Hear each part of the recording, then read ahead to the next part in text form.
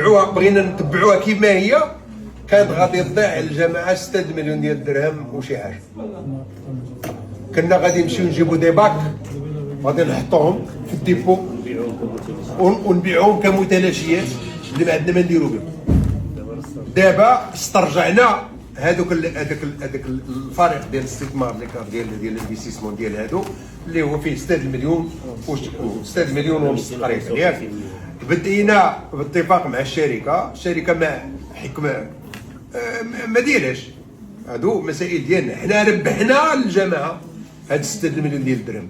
بدينا في الاقتطاعات ديال هاد 6 مليون ديال الدرهم باش نحافظوا على السير العادي ديال الصفقه، ان مشينا تنحيدوا لهم شهريا وخلينا تنعطيهم في الديكونت، تنعطيهم داكشي باش يخلصوا العمال،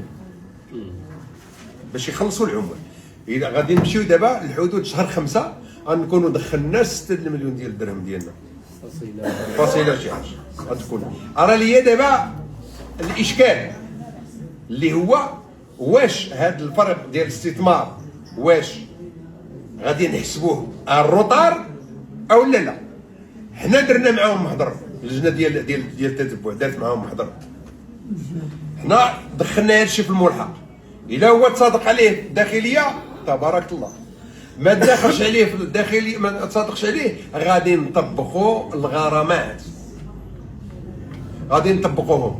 ديك الساعه الشركه الا كانت تحس بان راها مظلومه في المحكمه، اما احنا غادي نطبقوا الغرامات. هذا هو